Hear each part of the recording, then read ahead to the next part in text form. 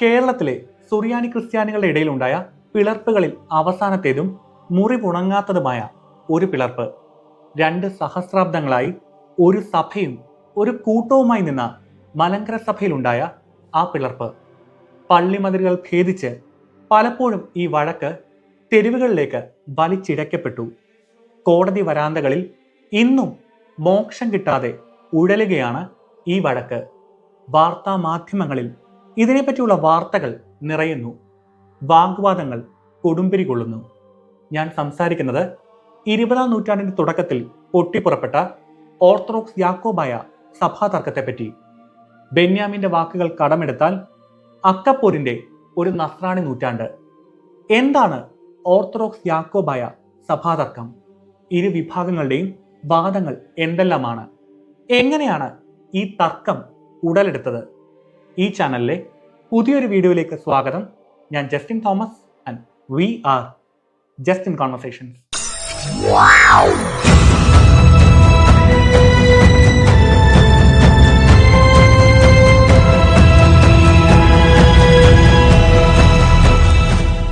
ഒരു നൂറ്റാണ്ടായി തുടരുന്ന ഓർത്തഡോക്സ് യാക്കോബായ സഭാതർക്കങ്ങളുടെ പൂർണ്ണ ചിത്രം മനസ്സിലാക്കുവാൻ കേരളത്തിലെ സുറിയാനി ക്രിസ്ത്യാനികളുടെ ചരിത്രം ചുരുക്കമായെങ്കിലും നാം അറിഞ്ഞിരിക്കണം. കർത്തൃശിഷ്യനായ മാർത്തോമാ ശ്ലീഹ കേരളത്തിലെത്തി കേരളത്തിൽ ക്രിസ്ത്യൻ സഭ സ്ഥാപിച്ചു എന്നതാണ് ശക്തമായി നിലനിൽക്കുന്ന വിശ്വാസം. ഇതിലെ സത്യം എന്താണെങ്കിൽ തന്നെയും AD 4-ാം നൂറ്റാണ്ട് മുതൽ കേരളത്തിൽ തദ്ദേശീയരായ ക്രിസ്ത്യാനികൾ ഉണ്ടായിരുന്നുവെന്നും മാർത്തോമാ ശ്ലീഹയുടെ പേരിൽ മാർത്തോമാ ക്രിസ്ത്യാനികൾ അഥവാ സെയിന്റ് തോമസ് ക്രിസ്ത്യൻസ് എന്ന് അവർ വിളിക്കപ്പെട്ടിരുന്നുവെന്നും റെക്കോർഡഡ് ഹിസ്റ്ററിയാണ്. ഈ സഭയ്ക്ക് ഇന്നത്തെ ഇറാൻ ഇറാഖ് പ്രദേശങ്ങളിലുള്ള പേർഷ്യൻ സഭയുമായി കൗദാശികമായ ബന്ധങ്ങൾ ഉണ്ടായിരുന്നുവെന്ന് ചരിത്രത്തിൽ നിന്ന് മനസ്സിലാക്കുവാൻ സാധിക്കും. എന്നാൽ കൗദാശികമായ ബന്ധത്തിലുപരി ഭരണപരമായ ബന്ധങ്ങൾ പേർഷ്യൻ സഭയുമായി ഉണ്ടായിരുന്നതിന് തെളിവുകൾ ഒന്നും തന്നെയില്ല. കേരളത്തിലെ ഈ സഭയുടെ ഭരണപരമായ കാര്യങ്ങൾ നിർവഹിച്ചിരുന്നത് ജനാധിപത്യ രീതിയിൽ തെരഞ്ഞെടുക്കപ്പെട്ടിരുന്ന ജാതിക്ക് കർത്തവ്യൻ എന്ന നേതാക്കളായിരുന്നു. പിന്നീട് അർക്കദിയാക്കോൻ എന്ന സ്ഥാനപ്പേര് ഈ നേതാക്കൾക്ക് ലഭിച്ചിരുന്നു. 1500 വർഷമായി ഒറ്റ സമൂഹമായി മാർത്തോമാ നസ്രാണികൾ കേരളത്തിൽ നിലനിന്നിരുന്നു. അങ്ങനെ ഈ മാർത്തോമാ നസ്രാണികൾ പേർഷ്യൻ സഭയുമായുള്ള ബന്ധത്തിൽ ഈസ്റ്റേൺ സുറിയാനി ആരാധനാരീതി പിന്തുടർന്നതുകൊണ്ട് സുറിയാനി ക്രിസ്ത്യാനികൾ എന്നും അവർ വിളിക്കപ്പെട്ടിരുന്നു. ഈ സഭയിലെ ആദ്യ പിളർപ്പുണ്ടാകുന്നത് കേരളത്തിലെ പോർച്ചുഗീസ് അധിനിവേശ കാലത്താണ്. 1599 ഉദയംപേരൂർ സുന്നഹദോസിൽ വെച്ച് കേരളത്തിലെ തദ്ദേശീയരായ എല്ലാ സുറിയാനി ക്രിസ്ത്യാനികളെയും റോമൻ കത്തോലിക്ക സഭയിൽ ലയിപ്പിച്ചു. പേർഷ്യയിൽ നിന്ന് വന്നുകൊണ്ടിരുന്ന മെത്രപൊലിത്തമാരുടെ വരവ് തടയുകയും പേർഷ്യൻ സഭയുമായുള്ള കേരള സഭയുടെ അഥവാ മലങ്കര സഭയുടെ ബന്ധം പാടെ വിച്ഛേദിക്കുകയും ചെയ്തു. ഈ സ്ഥിതി 1/2 നൂറ്റാണ്ടുകാലം തുടർന്നു. എന്നാൽ പോർച്ചുഗീസ് ബിഷപ്പുമാരുടെ ഈ കടന്നുകയറ്റവും തദ്ദേശീയ പാരമ്പര്യങ്ങളുടെ മേലുള്ള നിയന്ത്രണങ്ങളും നൂറ്റാണ്ടുകളായി തുടർന്നു വന്ന ജനാധിപത്യ രീതി ഇല്ലാതാക്കിയതും കേരളത്തിലെ സുറിയാനി ക്രിസ്ത്യാനികളെ അസ്വസ്ഥരാക്കി. 1653 മട്ടാഞ്ചേരിയിൽ കൂടിയ സുറിയാനിക്കാരുടെ പ്രതിനിധി സംഗമം കത്തോലിക്ക സഭയുമായുള്ള തങ്ങളുടെ ബന്ധം വിച്ഛേദിക്കുന്നതായി പ്രഖ്യാപിച്ചു. കൂനൻ കുരിശ് സത്യമെന്നാണ് ഇത് അറിയപ്പെടുന്നത്. സുറിയാനിക്കാരുടെ ഈ പ്രക്ഷോഭം കത്തോലിക്ക നേതൃത്വത്തെ അസ്വസ്ഥരാക്കി. അനുരഞ്ജന ശ്രമങ്ങൾ അവർ ആരംഭിച്ചു. ഈ അനുരഞ്ജന ശ്രമത്തിന്റെ ഫലമായി ചരിത്രത്തിൽ ആദ്യമായി കേരളത്തിലെ സുറിയാനി ക്രിസ്ത്യാനികൾ 2 വിഭാഗമായി പിളർന്നു. അതിൽ ഒരു വിഭാഗം കത്തോലിക്ക സഭയുമായി ബന്ധം പുനഃസ്ഥാപിക്കുകയും മാർപ്പാപ്പയെ തങ്ങളുടെ പരമാധ്യക്ഷനായി അംഗീകരിക്കുകയും ചെയ്തു. എന്നാൽ ഒരു വിഭാഗം സുറിയാനിക്കാർ കത്തോലിക്ക സഭയോട് പുനരയിക്കപ്പെടുന്നതിൽ നിന്ന് വിട്ടുനിന്നു. അവർ കത്തോലിക്ക സഭയിൽ ചേരാതെ പഴയ രീതിയിൽ പ്രതിനിധിയോഗം ചേർന്ന് അന്നത്തെ അർക്കദിയാക്കോനായിരുന്ന പറമ്പിൽ തോമക്കത്തനാരെ മാർത്തോമ എന്ന പേരിൽ മെത്രപൊലിത്തയായി വാഴിച്ചു. പേർഷ്യൻ സഭയിൽ നിന്നോ കത്തോലിക്ക സഭയിൽ നിന്നോ മെത്രപൊലിത്തമാരെ ലഭിക്കാത്ത സാഹചര്യത്തിൽ 12 അച്ഛന്മാർ ചേർന്നാണ് അദ്ദേഹത്തെ മെത്രപൊലിത്തയായി വാഴിച്ചത്. അങ്ങനെ തദ്ദേശീയനായ ആദ്യത്തെ മെത്രപൊലിത്തയായിരുന്നു മാർത്തോമ ഒന്നാമൻ. ഇതിനു ബദലായി പറമ്പിൽ ചാണ്ടിക്കത്തനാരെ കത്തോലിക്ക സഭയിൽ ചേർന്ന വിഭാഗത്തിന്റെ ബിഷപ്പായി റോമൻ സഭ വാഴിക്കുന്നു. അങ്ങനെ മാർപ്പാപ്പ വഴി ആർച്ച് ബിഷപ്പായി സ്ഥാനം നൽകിയ ചാണ്ടി മെത്രപൊലിത്തയ്ക്ക് കാനോനികമായ ലെജിറ്റിമസി കൂടുതലായിരുന്നു. മെത്രപൊലിത്തമാരുടെ സാന്നിധ്യം ഇല്ലാതിരുന്ന മാർത്തോമ ഒന്നാമന്റെ സ്ഥാനം ചോദ്യം ചെയ്യപ്പെട്ടു. അങ്ങനെ അപ്പോസ്തോലിക പൗരോഹിത്യ പിന്തുടർച്ച ആശങ്കയിലായ സാഹചര്യത്തിലാണ് മലങ്കര സഭ മറ്റ് അപ്പോസ്തോലിക സഭകൾക്ക് കത്തയക്കുന്നത്. ഈ കത്തിന് അനുകൂലമായ മറുപടി ലഭിക്കുന്നത് സിറിയയിലെ അന്ത്യോക്യ ആസ്ഥാനമായുള്ള സിറിയക് ഓർത്തഡോക്സ് സഭയുടെ കീഴിലുള്ള യെരുശലേമിലെ മെത്രാപ്പൊലീത്തയായിരുന്ന ഗ്രിഗോറിയോസ് അബ്ദുൾ ജലീലിനുമാണ്. പ്രതിസന്ധിയുടെയും അനിശ്ചിതത്വത്തിന്റെയും നാളുകളിൽ മലങ്കര സഭയ്ക്ക് പൗരോഹിത്യ പിന്തുടർച്ച തിരികെ നൽകുവാനും മലങ്കര സഭയുടെ സ്വതന്ത്ര വിഭാഗത്തിന് അപ്പോസ്തോലിക കാനൂനിക സാധുത ഉറപ്പിക്കുവാനും 1665 എഴുന്നള്ളി വന്ന മാർ ഗ്രിഗോറിയോസ് അബ്ദുൾ ജലീലിനെ മലങ്കര സഭ അതീവ സ്നേഹ ബഹുമാനത്തോടെ സ്വീകരിച്ചു. മാർത്തോമ ഒന്നാമന് കൈവപ്പ് നൽകുകയും അദ്ദേഹത്തിന്റെ മെത്രാപ്പൊലീത്ത സ്ഥാനത്തിന് കാനൂനിക സാധുത അരക്കിട്ടുറപ്പിക്കുകയും ചെയ്തു. മാർ ഗ്രിഗോറിയോസ് അബ്ദുൾ ജലീൽ മലങ്കരയിൽ വെച്ച് കാലം ചെയ്യുകയും അദ്ദേഹത്തെ വടക്കൻ പറവൂർ പള്ളിയിൽ ഖബറടക്കുകയും ചെയ്തു. അങ്ങനെ അന്ത്യോക്യ സഭയുമായും അതിന്റെ പരമാധ്യക്ഷൻ അന്ത്യോക്യ പാത്രക്കീസുമായുള്ള മലങ്കര സഭയുടെ അഗാധമായ ബന്ധം ആരംഭിക്കുന്നത് ഈ കാലം മുതലാണ്. അന്ത്യോക്യ എന്നത് ക്രിസ്തുമതത്തിന്റെ ഏറ്റവും പൗരാണികമായ കേന്ദ്രങ്ങളിൽ ഒന്നാണ്. യെരുശലേമിന് ശേഷം ക്രിസ്തുമതത്തിന്റെ സ്ഥിരാകേന്ദ്രമായി മാറിയ പട്ടണമായിരുന്നു അത്. യേശുക്രിസ്തുവിന്റെ ശിഷ്യന്മാരായ ശ്ലീഹന്മാരിൽ പലരും ഇവിടെ താമസിക്കുകയും സഭയെ നയിക്കുകയും ചെയ്തിട്ടുണ്ട്. യൂറോപ്പിലേക്ക് സഭ വളരുന്നതിന് മുന്നേ യെരുശലേമിനൊപ്പം ക്രിസ്തുമതത്തിന്റെ സ്ഥിരാകേന്ദ്രമായി മാറിയ ഇവിടെ വെച്ചാണ് ക്രിസ്ത്യൻ എന്ന പദപ്രയോഗം തന്നെ ഉടലെടുക്കുന്നത്. യേശുക്രിസ്തുവിന്റെ ശിഷ്യന്മാരുടെ നേതൃസ്ഥാനത്തുണ്ടായിരുന്ന പത്രോസ് ശ്ലീഹ റോമിലേക്ക് ചെന്ന് രക്തസാക്ഷിത്വം വഹിക്കുന്നതിന് മുന്നേ അനേക വർഷം താമസിക്കുകയും പ്രവർത്തിക്കുകയും ചെയ്തത് അന്ത്യോക്യയിലാണ്. AD 4-ാം നൂറ്റാണ്ടിൽ റോമൻ സാമ്രാജ്യത്തിൽ മുഴുവൻ ക്രിസ്തുമതം ഔദ്യോഗിക മതമായി മാറിയപ്പോൾ ക്രൈസ്തവ ലോകത്തിന്റെ 3 മെട്രോപോളിസുകളായി വളർന്നത് റോമും അലക്സാന്ദ്രിയയും അന്ത്യോക്യയുമാണ്. റോമിലെയും അലക്സാന്ദ്രിയയിലെയും അന്ത്യോക്യയിലെയും ബിഷപ്പുമാരാണ് ആദ്യമായി പാത്രക്കീസന്മാരായി അറിയപ്പെട്ടത്. പോപ്പ് അല്ലെങ്കിൽ മാർപ്പാപ്പ എന്ന് വിളിക്കുന്ന റോമിലെ പാത്രക്കീസിനെ പോലെ പത്രോസ്ലിഹായുടെ സിംഹാസനത്തിൽ ആരൂഢനായിരിക്കുന്നു എന്ന പാരമ്പര്യമാണ് അന്ത്യോക്യൻ പാത്രക്കീസിനും ഉള്ളത്. അതുകൊണ്ട് തന്നെ കത്തോലിക്ക സഭയുമായുള്ള പ്രശ്നങ്ങളുടെ കാലത്ത് കത്തോലിക്ക സഭയുടേത് പോലെ തന്നെ ഒരുപക്ഷെ അതിനേക്കാൾ പൗരാണികവും അപ്പോസ്തോലിക പിന്തുടർച്ച അവകാശവുമുള്ള അന്ത്യോക്യ സഭയുടെയും പാത്രക്കീസിന്റെയും പിന്തുണ വിലപ്പെട്ടതായി മലങ്കര സഭ കണ്ടു. മാർ ഗ്രിഗോറിയോസ് അബ്ദുൾ ജലീലിന്റെ കാലശേഷം 1685 മറ്റൊരു സംഘത്തെ അന്ത്യോക്യ പാത്രക്കീസ് മലങ്കരയിലേക്ക് അയച്ചു. എൽദോമാർ ബെസേലിയോസും മാർ ഇവാനിയോസ് ഹിദായത്തുള്ളയും. എൽദോമാർ ബെസേലിയോസ് മലങ്കരയിലെത്തിയ ഉടൻ തന്നെ കാലം ചെയ്യുകയും കോതമംഗലം ചെറിയ പള്ളിയിൽ കബറടങ്ങുകയും കോതമംഗലം ബാവ എന്ന പേരിൽ വിശുദ്ധനായി മാറുകയും ചെയ്തു.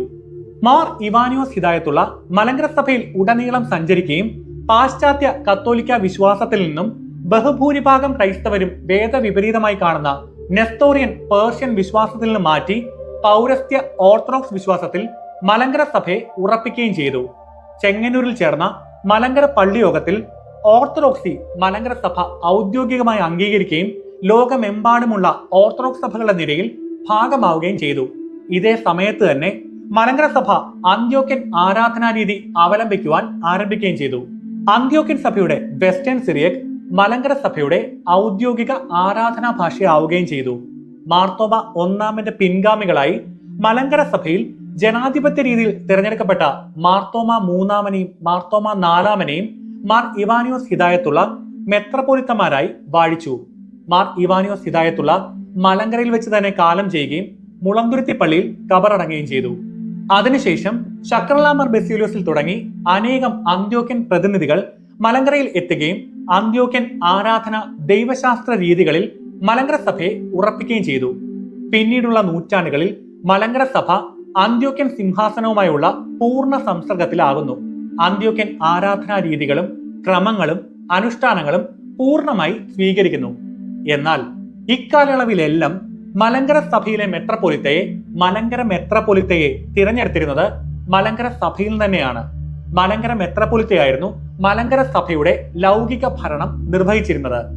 മലങ്കര ഓർത്തഡോക്സ് സുറിയാനി സഭയെന്നും യാക്കോബായ സഭയെന്നുമുള്ള 2 പേരുകളിലും സഭ അന്ന് അറിയപ്പെട്ടിരുന്നു. ഇക്കാലയളവിൽ അന്ത്യോക്യ ഉൾപ്പെടുന്ന പ്രദേശങ്ങൾ ഓട്ടോമൻ തുർക്കികൾ കീഴടക്കുകയും ഈ പ്രദേശങ്ങളെല്ലാം ഇസ്ലാമിക ഭരണത്തിന് കീഴിലാവുകയും ചെയ്തു. ക്രിസ്തുമതത്തിന്റെ ആദ്യകാല ഹൃദയഭൂമിക അങ്ങനെ ഇസ്ലാമിക ഭരണത്തിന് കീഴിലായി. നിരവധി നിയന്ത്രണങ്ങളോടെ ക്രൈസ്തവ സഭകളെല്ലാം ഓട്ടോമൻ സാമ്രാജ്യത്തിൽ തുടർന്നു പോന്നു. ക്രൈസ്തവ സഭകൾക്ക് സ്വയം ഭരണാവകാശം ഉണ്ടായിരുന്നു എങ്കിലും തുർക്കി സുൽത്താന്റെ അംഗീകാരം ഫർമാൻ ഉള്ള തീരുമാനങ്ങൾ മാത്രമേ നടപ്പിലാക്കുവാൻ സാധിക്കുമായിരുന്നുള്ളൂ. ഈ സാഹചര്യത്തിൽ 1875 നിലവിലെ പാത്രിക്കീസ് ആയിരുന്ന പത്രോസ് നാലാമൻ കാലം ചെയ്യുകയും അബ്ദേദ് മസിഹ അഥവാ അബ്ദുൾ മസിഹ രണ്ടാമൻ അടുത്ത പാത്രിക്കീസായി തിരഞ്ഞെടുക്കപ്പെടുകയും ചെയ്തു. ഈ തീരുമാനം അംഗീകരിച്ചുകൊണ്ട് തുർക്കി സുൽത്താൻ ഫർമാൻ നൽകുകയും ചെയ്തു. എന്നാൽ 1903 സുൽത്താൻ ഈ ഫർമാൻ പിൻവലിക്കുകയും അബ്ദേദ് മസിഹ രണ്ടാമൻ സ്ഥാനഭ്രഷ്ടനാക്കപ്പെടുകയും ചെയ്തു. എന്തുകൊണ്ടാണ് ഇത് സംഭവിച്ചത് എന്നത് ഓർത്തഡോക്സ് യാക്കോബായ വഴക്കിലെ കാതലായ തർക്കമാണ്. പാത്രിയാർക്കി സ്ഥാനത്തിന് നിരക്കാത്ത പ്രവർത്തികൾ കണ്ടെത്തിയതിനെ തുടർന്ന് സിറിയൻ ഓർത്തഡോക്സ് സഭയുടെ സുന്നഹദോസ് അദ്ദേഹത്തെ പുറത്താക്കി എന്ന ഒരു വാദം നിലനിൽക്കുമ്പോൾ സിറിയയുടെ ഓട്ടോമൻ ഗവർണർ ചതിയിലൂടെ സുൽത്താനെ കൊണ്ട് ഫർമാൻ പിൻവലിപ്പിച്ചു എന്നും സുൽത്താനെ ഭയന്ന് സഭ പുതിയ പാത്രിയാർക്കീസിനെ തെരഞ്ഞെടുത്തു എന്ന മറുവാദവും നിലനിൽക്കുന്നു. അങ്ങനെ 1903 അബ്ദേദ് മസിഹ സ്ഥാനഭ്രഷ്ടനാക്കപ്പെടുകയും അദ്ദേഹം ജീവിച്ചിരിക്കുമ്പോൾ തന്നെ 1906 അബ്ദേദ് ആലോഹോ രണ്ടാമൻ പുതിയ അന്ത്യോക്യ പാത്രിയാർക്കീസായി തിരഞ്ഞെടുക്കപ്പെടുകയും ചെയ്തു. അതിനുശേഷം 1908 നടന്ന മലങ്കരയിലെ അസോസിയേഷൻ വട്ടശ്ശേരിൽ ഗീവർഗീസ് മൽപ്പാനെയും കൊച്ചുപറമ്പിൽ പൗലോസ് റംബാനെയും മെത്രപ്പൊലിത്ത സ്ഥാനത്തേക്ക് തിരഞ്ഞെടുത്തു.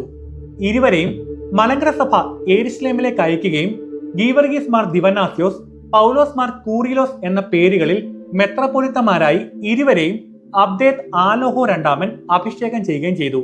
ഇതിനുശേഷം 1909 കൂടിയ മലങ്കരയിലെ അസോസിയേഷൻ വട്ടശ്ശേരിൽ ഗീവർഗീസ് മാർ ദിവന്നാസ്യോസിനെ മലങ്കര സഭയുടെ തദ്ദേശീയ തലവനായ മലങ്കര മെത്രാപ്പൊലിത്തയായി തിരഞ്ഞെടുത്തു.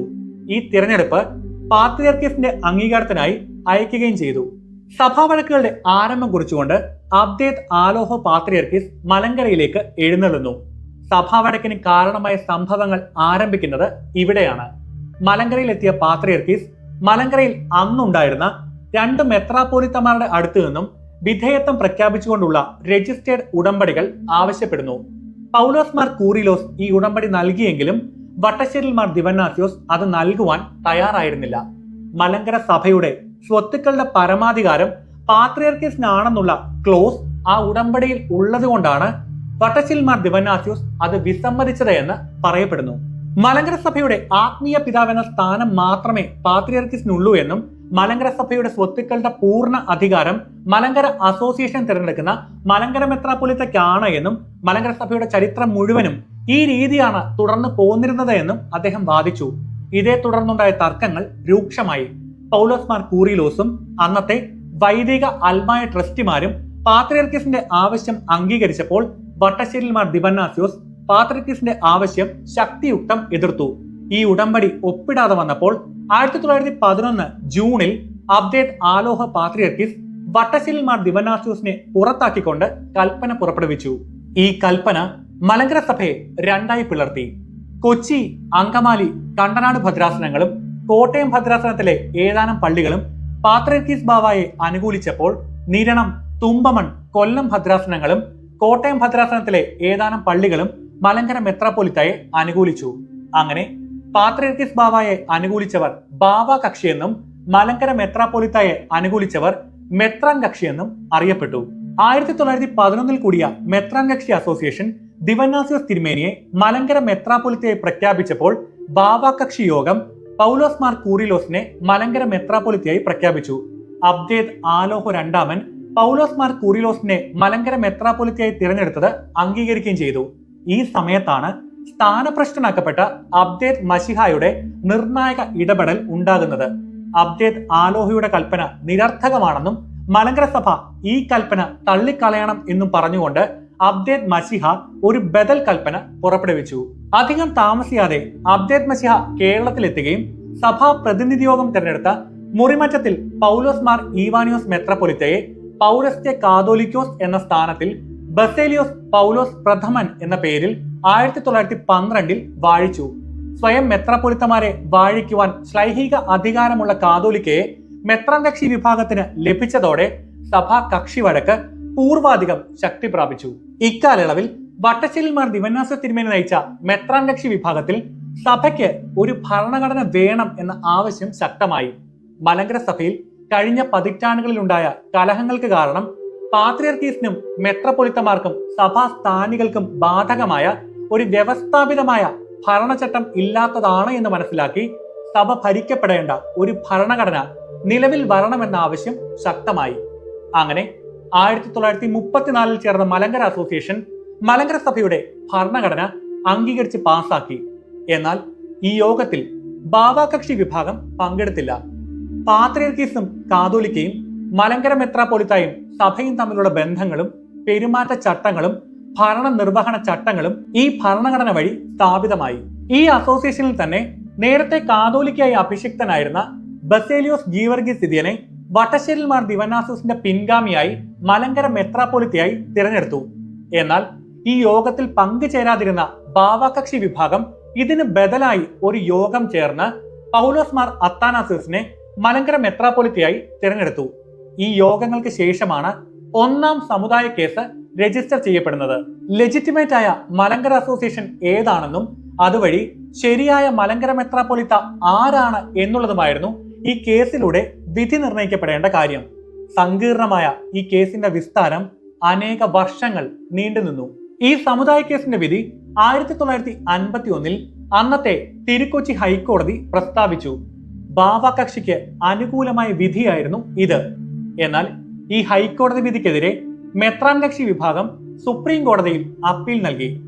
ഹൈക്കോടതിയുടെ വിധി റിവ്യൂ ചെയ്യണമെന്നാവശ്യപ്പെട്ട് സുപ്രീം കോടതി തീരുമാനം ഉണ്ടാവുകയും ചെയ്തു. അങ്ങനെ ഹൈക്കോടതിയിൽ കേസ് വീണ്ടും വാദം കേട്ടു. 1956 ഹൈക്കോടതി വീണ്ടും വിധി പ്രസ്താവിച്ചു. ഇത്തവണയും സമ്പൂർണ്ണ വിജയം ബാവാകക്ഷി വിഭാഗത്തിനായിരുന്നു. എന്നാൽ ഈ ഹൈക്കോടതി വിധിക്കെതിരെ വീണ്ടും മെത്രാൻ കക്ഷി വിഭാഗം സുപ്രീം കോടതിയിൽ അപ്പീൽ നൽകി. കേസിൽ വാദം കേട്ട സുപ്രീം കോടതി 1958 സെപ്റ്റംബർ 12 അന്തിമ വിധി പ്രഖ്യാപിച്ചു. ഹൈക്കോടതി വിധി റദ്ദ് ചെയ്യുകയും പൂർണ്ണമായും മെത്രാൻ കക്ഷി വിഭാഗത്തിന്റെ വാദങ്ങൾ അംഗീകരിക്കുകയും ചെയ്തുകൊണ്ട് ഒന്നാം സമുദായ കേസിന് തിരശ്ശീലയിട്ടുകൊണ്ട് അന്തിമ വിധി സുപ്രീം കോടതി പുറപ്പെടുവിച്ചു. 1934 നടന്ന മലങ്കര അസോസിയേഷന് നിയമസാധുത നൽകുകയും 1934 പാസാക്കിയ മലങ്കര സഭയുടെ ഭരണഘടന ശരിവെക്കുകയും മെത്രാൻ കക്ഷി വിഭാഗത്തിന്റെ ബസേലിയോസ് ഗീവർഗീസ് ദിദിയനാണ് ശരിയായ മലങ്കര മെത്രാപ്പൊലിത്തയെന്ന് പ്രഖ്യാപിക്കുകയും ചെയ്തു. ഇതിനെ തുടർന്ന് ബാവാകക്ഷി വിഭാഗത്തിന്റെ റിവ്യൂ പെറ്റീഷൻ നൽകപ്പെട്ടുവെങ്കിലും നിരസിക്കപ്പെട്ടു.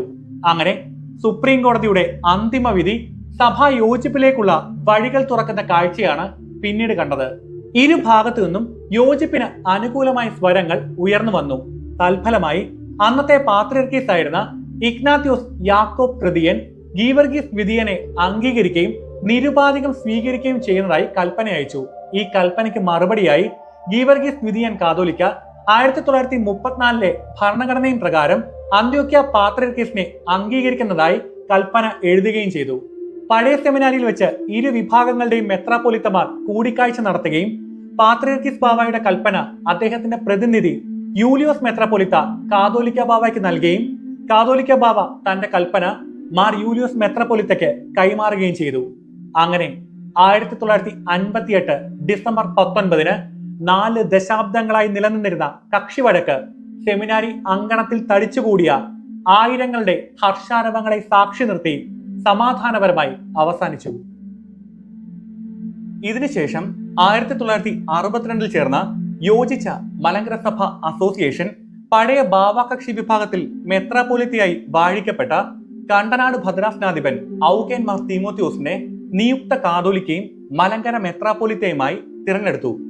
1962 സഭാ സമാധാനത്തിന്റെ പ്രധാന ശില്പികളിൽ ഒരാളായിരുന്ന ഗീവർഗീസ് ദിദിയൻ ബാവ കാലം ചെയ്തു. തുടർന്ന് സംയുക്ത മലങ്കര സഭ സുന്നഹദോസ് പാത്രിയർക്കീസ് ബാവയെ മലങ്കരയിലേക്ക് ക്ഷണിച്ചു. 1964 മെയ് 22 കോട്ടയം സെമിനാരിയിൽ വെച്ച് പാത്രിയർക്കീസ് ബാവ യാക്കോബ് തൃതീയന്റെ മുഖ്യ കാർമ്മികത്വത്തിൽ ബസേലിയോസ് ഔഗേൻ പ്രഥമൻ എന്ന നാമത്തിൽ ഔഗേൻ മാർ തീമോത്തിയോസിനെ കാതോലിക്കയായി വാഴിച്ചു. ഏതാനും വർഷങ്ങൾ സഭ ഒന്നായി മുൻപോട്ട് പോയിയെങ്കിലും ദീർഘനാളത്തെ വഴക്കുകളുടെയും തർക്കങ്ങളുടെയും മുറിവുകൾ ഉണങ്ങാതെ നിന്നിരുന്നു. സഭ യോജിച്ചുവെങ്കിലും മുൻ കക്ഷിച്ചായ്വുകൾ മായാതെ നിന്നു. ഇത് കലഹങ്ങൾക്കും തെറ്റിദ്ധാരണകൾക്കും വ്യക്തി വൈരാഗ്യങ്ങൾക്കും വഴിവെക്കുന്ന കാഴ്ചകളാണ് പിന്നീട് അരങ്ങേറിയത്. 1962 അന്ത്യോക്യ പ്രതിനിധിയായി മലങ്കരയിൽ താമസിച്ചിരുന്ന മാർ യൂലിയോസ് കാലം ചെയ്തു. 1966 പഴയ ബാവാകക്ഷി വിഭാഗത്തിൽ അഭിഷിക്തനായിരുന്ന വയലിപ്പറമ്പിൽ ഗീവർഗീസ് മാർ ഗ്രിഗോറിയോസ് തിരുമേനിയും കാലം ചെയ്തു. എന്നാൽ 1965 കൂടിയ മലങ്കര അസോസിയേഷൻ പുതിയ 5 മെത്രാപ്പൊലീത്തമാരെ തിരഞ്ഞെടുത്തുവെങ്കിലും അതിൽ ഒരാൾ പോലും പഴയ ബാവാകക്ഷി വിഭാഗത്തിൽ നിന്നും ആയിരുന്നില്ല. ഇതോടെ പഴയ ബാവാകക്ഷി വിഭാഗത്തിൽ നിന്നുള്ള മെത്രാപ്പൊലീത്തമാരുടെ എണ്ണം 1 ചുരുങ്ങി. സഭയുടെ ഉന്നത എക്സിക്യൂട്ടീവ് ബോഡിയായ സുന്നഹദോസിൽ അവരുടെ പ്രാതിനിധ്യം കുറയുന്നു. പഴയ ബാവാകക്ഷി വിഭാഗത്തിൽ നിന്നുള്ള ആളുകളുടെ അഭിപ്രായങ്ങൾ സഭയിൽ തഴയപ്പെടുന്നു എന്ന പരാതികൾ സഭയുടെ പല ഇടത്തു നിന്നും ഉയർന്നു വന്നു. ഈ പരാതികൾ പരിഹരിക്കപ്പെടാതെ പോകുന്നു എന്ന് അവർക്ക് തോന്നിയ സാഹചര്യത്തിൽ അന്ത്യോക്യൻ മൂവ്മെന്റ് എന്നൊരു പുതിയ പ്രസ്ഥാനം സഭയിൽ പ്രവർത്തനം ആരംഭിച്ചു. അന്ത്യോക്യ സഭയും മലങ്കര സഭയും തമ്മിലുള്ള ഐക്യവും ബന്ധവും കാത്തു സൂക്ഷിക്കുക എന്നതായിരുന്നു ഈ പ്രസ്ഥാനത്തിന്റെ സ്ഥാപന ലക്ഷ്യം.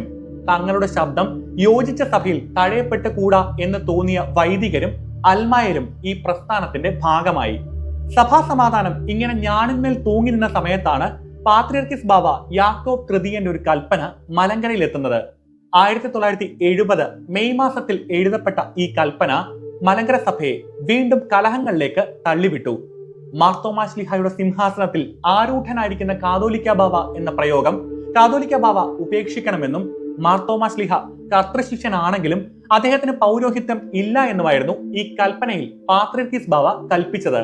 പൗരസ്ത്യ കാതോലിക്ക എന്ന സ്ഥാനം അന്ത്യോക്യൻ സിംഹാസനത്തിന് കീഴിലുള്ള സ്ഥാനമായിരുന്നു. നെസ്തോറിയൻ വേദവിപരീതികൾ കൈയടക്കും വരെ പേർഷ്യയിലെ അന്ത്യോക്യ സുറിയാനി സഭയുടെ കീഴിലെ പൗരസ്ത്യ ദേശത്തിന്റെ അധികാരിയായിരുന്നു കാതോലിക്കോസ്. ഈ സ്ഥാനം അന്ത്യോക്യൻ സിംഹാസനത്തിന്റെ കീഴിലായിരുന്നു. ഈ കാതോലിക്ക സ്ഥാനമാണ് 1912 മലങ്കരയിൽ സ്ഥാപിക്കപ്പെട്ടത്. മാർത്തോമായുടെ സിംഹാസനമെന്ന് ഈ സ്ഥാനം ഒരിക്കലും അറിയപ്പെട്ടിട്ടില്ല. അതുകൊണ്ട് മാർത്തോമായുടെ സിംഹാസനമെന്ന് അങ്ങിനിമേൽ പ്രയോഗിക്കരുത്. ഇതായിരുന്നു തുടർന്ന് കൽപ്പനയിൽ പാത്രിയർക്കീസ് ആവശ്യപ്പെട്ടത്. മലങ്കര സഭയിലെ ശ്ലൈഹിക പാരമ്പര്യത്തെയും മാർത്തോമാ ശ്ലീഹ വഴി സ്ഥാപിതമായ ഈ സഭയുടെ അപ്പോസ്തലികത്വത്തെയും ഈ കൽപ്പന ചോദ്യം ചെയ്യുന്നതായി സഭയിലെ ഒരു വിഭാഗം കണ്ടു. തുടർന്നുണ്ടായ മാനേജിംഗ് കമ്മിറ്റി യോഗത്തിൽ മാർത്തോമാ ശ്ലീഹായുടെ സിംഹാസനം എന്ന പരാമർശം ഒഴിവാക്കണമെന്ന് പഴയ ബാവാകക്ഷി വിഭാഗം വാദിച്ചു. അങ്ങനെ ഒരു മാറ്റം സാധ്യമല്ലെന്നും ഈ കൽപ്പന തള്ളിക്കളയുന്നതായും കാതോലിക്ക ബാവ അറിയിച്ചു. അങ്ങനെ അതുവരെ ഉണ്ടായിരുന്ന പരോക്ഷമായ വഴക്കുകൾ മറനീക്കി പുറത്തു വന്നു. പാത്രിയർക്കീസ് പക്ഷവും കാതോലിക്ക പക്ഷവുമായി സഭയുടെ ചേരിതിരിവ് പ്രകടമായി. 1970 പഴയ മെത്രാൻ കക്ഷി വിഭാഗത്തിൽ നിന്ന് മാത്യൂസ് മാർ അത്താനാസ്യോസ് മെത്രാപ്പൊലീത്ത നിയുക്ത കാതോലിക്കായി തെരഞ്ഞെടുക്കപ്പെട്ടു. 1971 പാത്രിയർക്കീസിന്റെ പ്രതിനിധിയായി മാർ തീമോത്യോസ് എന്ന മെത്രാപ്പൊലീത്ത കേരളത്തിലേക്ക് തിരിച്ചു. സഭയുടെ തദ്ദേശീയനായ തലവൻ കാതോലിക്കോസ് ഉള്ളപ്പോൾ പാത്രിയർക്കീസിന്റെ പ്രതിനിധി എന്ന ബദൽ അധികാര സ്ഥാനം സഭയുടെ കെട്ടുറപ്പിനെ ബാധിക്കുമെന്ന് വാദിച്ച കാതോലിക്കോസ് പക്ഷം മാർ തീമോത്യോസ് മെത്രാപ്പൊലീത്തയുടെ ഇന്ത്യ പ്രവേശനം തടഞ്ഞു. ഇതിനുശേഷം 1973 കോതമംഗലത്ത് കൂടിയ പാത്രിയർക്കീസ് പക്ഷത്തിന്റെ യോഗം ഫാദർ PM ഗീവർഗീസിനെയും ഫാദർ CM തോമസിനെയും മെത്രാപ്പൊലീത്ത സ്ഥാനത്തേക്ക് തിരഞ്ഞെടുത്ത് സിറിയയിലേക്ക് അയച്ചു. ഇവരെ യഥാക്രമം ഗീവർഗീസ് മാർ ഗ്രിഗോറിയോസ്, തോമസ് മാർ ദിവന്നാസ്യോസ് എന്ന പേരുകളിൽ പാത്രിയർക്കീസ് വാഴിക്കുകയും മലങ്കരയിലെ കാതോലിക്കോസിന്റെ സമ്മതമില്ലാതെ കേരളത്തിലേക്ക് അയക്കുകയും ചെയ്തു. ഇതോടെ സഭയിലെ രണ്ടാം പിളർപ്പ് ഉറപ്പായി. 1974 ഓഗസ്റ്റിൽ ചേർന്ന കാതോലിക്കോസ് പക്ഷ സുന്നഹദോസ് പാത്രിയർക്കീസ് യാക്കോബ് തൃതീയനെ അംഗീകരിക്കുന്നില്ല എന്ന് പ്രഖ്യാപിച്ചു. 1975 ജാനുവരിയിൽ കാതോലിക്കോസിനെ സസ്പെൻഡ് ചെയ്തുകൊണ്ട് പാത്രിയർക്കീസും കൽപ്പന പുറപ്പെടുവിച്ചു. തുടർന്ന് 1975 പൗലോസ് മാർ പീലക്സിനോസിനെ കാതോലിക്ക സ്ഥാനം നൽകി ബസേലിയോസ് പൗലോസ് ദ്വിതീയൻ എന്ന പേരിൽ വാഴിച്ചു. ഇതോടെ സഭ വീണ്ടും ഔദ്യോഗികമായി രണ്ടായി. ഇതേ തുടർന്ന് സമുദായ കേസ് വീണ്ടും കോടതിയിലെത്തി. പാത്രിയർക്കീസ് ആണ് മലങ്കര സഭയുടെ പരമാധികാരി. നൂറ്റാണ്ടുകളായി സിറിയൻ സഭയുടെ ഭാഗമാണ് മലങ്കര സഭ. സിറിയൻ സഭയുടെ ആരാധനാ രീതികളും ക്രമങ്ങളും പിന്തുടരുന്ന ഇവിടെ പരമാധികാരം പാത്രിയർക്കീസിന് മാത്രമാണെന്നും പാത്രിയർക്കീസ് മലങ്കരയിൽ സ്ഥാപിച്ച കാതോലിക്കേറ്റ് അന്ത്യോക്യ സിംഹാസനത്തിന്റെ കീഴിലാണെന്നും മാർത്തോമാ ശ്ലീഹായുടെ സിംഹാസനം എന്ന പ്രയോഗം അകാനൂനികമാണെന്നും പാത്രിയർക്കീസ് പക്ഷം വാദിച്ചു. എന്നാൽ പാത്രിയർക്കീസുമായുള്ള മലങ്കര സഭയുടെ ബന്ധം സാഹോദര്യ ബന്ധമാണെന്നും ഭരണകാര്യങ്ങളിൽ മലങ്കര സഭ എക്കാലത്തും സ്വതന്ത്രയാണെന്നും 1934 ഭരണഘടനയ്ക്ക് വിധേയമായി മാത്രമേ പാത്രിയർക്കീസോ കാതോലിക്കോസോ മെത്രപ്പൊലിത്തമാരോ ആരും സഭയിൽ പ്രവർത്തിക്കാവൂ എന്നും കാതോലിക്കോസ് പക്ഷം വാദിച്ചു. തുടർന്ന് ദീർഘനാളത്തെ കീഴ്ക്കോടതി, ഹൈക്കോടതി നിയമ പോരാട്ടങ്ങൾക്കൊടുവിൽ കേസ് വീണ്ടും സുപ്രീം കോടതിയിലെത്തി. കോടതിക്ക് പുറത്ത് ചർച്ചയിലൂടെ പ്രശ്നം പരിഹരിക്കാമോ എന്ന് കോടതി ചോദിച്ചപ്പോൾ സുപ്രീം കോടതി വിധി മാത്രമാണ് ഏക പരിഹാരമെന്ന് ഇരു വിഭാഗവും അറിയിച്ചു. തുടർന്ന് 1995 സുപ്രീം കോടതി വിധി പ്രഖ്യാപിച്ചു. 1934 ഭരണഘടന പ്രകാരം മാത്രമേ മലങ്കര സഭ ഭരിക്കപ്പെടാവൂ എന്ന് വിധിക്കപ്പെട്ടു. 1934 കോൺസ്റ്റിറ്റ്യൂഷന് അനുസൃതമായി ഇരു വിഭാഗങ്ങളും യോജിക്കണമെന്നും ഭരണഘടനയിൽ പറയും പോലെ അന്ത്യോക്യ പാത്രിയർക്കീസ് ഭരണഘടന അനുസൃതമായി സഭയുടെ പരമാധ്യക്ഷൻ ആയിരിക്കുമെന്നും വിധിച്ചു. 1970 മുതൽ കാതോലിക്കോസ് പക്ഷം നടത്തിയ മലങ്കര അസോസിയേഷനുകളാണ് ശരിയായവയെന്ന് വിധിച്ച കോടതി കാതോലിക്കോസ് പക്ഷത്തിന്റെ ബസേലിയോസ് മാത്യൂസ് ദ്വിതീയനാണ് യഥാർത്ഥ മലങ്കര മെത്രാപ്പൊലിത്ത എന്നും വിധിച്ചു. 2002 മാർച്ച് 31 മുൻപ് ഇരു വിഭാഗങ്ങളും ചേർന്ന് മലങ്കര അസോസിയേഷൻ നടത്തണമെന്നും ഇതിൽ 1992 കാതോലിക്കോസ് പക്ഷം തിരഞ്ഞെടുത്ത ബസേലിയോസ് മാത്യൂസ് ദ്വിതീയനെ ഇരു വിഭാഗങ്ങളും ചേർന്ന് മലങ്കര മെത്രാപ്പൊലിത്തയായി സ്വീകരിക്കണമെന്നും പിളർപ്പിന് ശേഷം ഇരു വിഭാഗങ്ങളിലും വാഴിക്കപ്പെട്ട എല്ലാ മെത്രാപ്പൊലിത്തമാരും ഈ അസോസിയേഷനിൽ പങ്കെടുക്കണമെന്നും കോടതി വിധിച്ചു. ഇപ്രകാരം 2002 മാർച്ചിൽ പരുമലയിൽ വെച്ച് മലങ്കര അസോസിയേഷൻ ചേരാൻ തീരുമാനിച്ചു. ഇരു വിഭാഗങ്ങളിലെയും മെത്രാപ്പൊലിത്തമാരെയും വൈദികരെയും പള്ളി പ്രതിപുരുഷന്മാരെയും ഇതിലേക്ക് മാത്യൂസ് ദ്വിതീയൻ കാതോലിക്ക ബാവ ക്ഷണിച്ചു. ഈ അസോസിയേഷനിൽ കാതോലിക്ക പക്ഷത്ത് നിന്ന് എല്ലാവരും പങ്കെടുത്തപ്പോൾ പാത്രിയർക്കീസ് പക്ഷത്ത് നിന്ന് എബ്രഹാം മാർ സേവറിയോസ്, ഡോക്ടർ തോമസ് മാർ അത്താനാസിയോസ്, ഡോക്ടർ യൂഹാനൻ മാർ മിലിത്തിയോസ്, സക്കറിയ മാർ നിക്കോളാവസ് എന്നീ 4 മെത്രാപ്പൊലിത്തമാരും ഒരു വിഭാഗം വൈദികരും മാത്രമേ പങ്കെടുത്തുള്ളൂ. ഈ അസോസിയേഷനിൽ മാത്യൂസ് ദ്വിതീയൻ കാതോലിക്ക ബാവയെ മലങ്കര മെത്രാപ്പൊലിത്തയായി ഇരു വിഭാഗവും അംഗീകരിക്കുകയും പിളർപ്പിന്റെ കാലത്ത് വാഴിക്കപ്പെട്ട എല്ലാ മെത്രാപ്പൊലിത്തമാരെയും അംഗീകരിക്കുകയും ചെയ്തു. എന്നാൽ പാത്രിയർക്കീസ് പക്ഷത്തെ ഭൂരിഭാഗവും ഈ അസോസിയേഷനിൽ പങ്കെടുത്തില്ല. അവർ എറണാകുളം പുത്തൻകുരിശിൽ ബദൽ യോഗം ചേർന്ന് യാക്കോബായ സുറിയാനി ക്രിസ്ത്യാനി അസോസിയേഷൻ എന്ന ട്രസ്റ്റ് രൂപീകരിച്ചു. 2002 പുത്തൻകുരിശ് യോഗത്തിന് നേതൃത്വം കൊടുത്ത തോമസ് മാർ ദിവന്നാസിയോസിന് കാതോലിക്ക സ്ഥാനം നൽകി ബസേലിയോസ് തോമസ് പ്രഥമൻ എന്ന പേരിൽ വാഴിച്ച് യാക്കോബായ പക്ഷത്തിന് അന്നത്തെ പാത്രിയർക്കീസ് ഇഗ്നാത്യോസ് സഖാ പ്രഥമൻ പിന്തുണ നൽകി. ഇതോടെ പാത്രിയർക്കീസും ഓർത്തഡോക്സ് സഭയുമായുള്ള ബന്ധങ്ങൾ അവിടെ വെച്ച് നിന്നുപോയി. ഇതോടെ പള്ളികളുടെ മേലുള്ള അവകാശ തർക്കം വീണ്ടും ഉടലെടുത്തു. സഭാ കേസ് മൂന്നാമതും കോടതി കയറി. ഇതിന്റെ അന്തിമ വിധി 2017 ജൂലൈ 3 പുറപ്പെടുവിച്ചു. കേസിൽ ഉൾപ്പെട്ട മലങ്കര സഭയിലെ എല്ലാ പള്ളികളുടെയും ഉടമസ്ഥാവകാശം മലങ്കര ഓർത്തഡോക്സ് സഭയ്ക്ക് മാത്രമാണെന്നും 1934 ഭരണഘടന അനുസരിച്ച് മാത്രമേ ഈ പള്ളികൾ ഭരിക്കപ്പെടാവൂ എന്നും സുപ്രീം കോടതി വിധിച്ചു. 2017 വിധി നടപ്പാക്കൽ തുടർന്നുള്ള വർഷങ്ങളിൽ നടന്നു തുടങ്ങി. അനേകം പള്ളികളിൽ വിധി നടപ്പാവുകയും 1934 ഭരണഘടന അനുസരിച്ച് ഭരണം പുനഃസ്ഥാപിക്കപ്പെടുകയും ചെയ്തു. വൈകാരികമായ പ്രതികരണമാണ് യാക്കോബായ പക്ഷത്തു നിന്നും ഉണ്ടായത്. വിധി നടപ്പാക്കപ്പെട്ട പള്ളികളിൽ വഴക്കുകൾ ഒടുങ്ങുന്നില്ല. പിളർപ്പിന്റെ നോവുകളും വേദനകളും അടങ്ങുന്നില്ല. കോടതി വ്യവഹാരങ്ങൾക്ക് അന്തിമ തീർപ്പ് ഉണ്ടായെങ്കിലും പ്രശ്നങ്ങൾക്കും അസമാധാനത്തിനും ശാശ്വതമായ അറുതി വന്നിട്ടില്ല. ക്രൈസ്തവ ലോകത്തിനും കേരള സമൂഹത്തിനും തീരാ നോവായി സഭാവഴക്ക് ഇന്നും നീളുന്നു. 1 നൂറ്റാണ്ടിലേറെയായി തുടരുന്ന പിണക്കങ്ങളും വൈരാഗ്യങ്ങളും വേദനകളും സഹനങ്ങളും മറക്കുവാൻ ബുദ്ധിമുട്ടാണ് എങ്കിലും ക്രിസ്തു പഠിപ്പിച്ച തീരാ കരുണയുടെയും അടങ്ങാ സ്നേഹത്തിന്റെയും പാഠങ്ങൾ ഉൾക്കൊണ്ട് പരസ്പരം മനസ്സിലാക്കി പരസ്പരം ക്ഷമിച്ച് ശാശ്വത സമാധാനവും ഐക്യമത്യവും കൈവരിക്കുവാൻ മലങ്കര സഭയ്ക്കാകട്ടെ എന്ന് ആത്മാർത്ഥമായി പ്രാർത്ഥിച്ചുകൊണ്ട് ഈ വീഡിയോ ഇവിടെ അവസാനിക്കുന്നു. പക്ഷേ കോൺവെർസേഷൻസ് അത് തുടർന്നുകൊണ്ടേയിരിക്കും. We were just in conversations. Goodbye. Wow.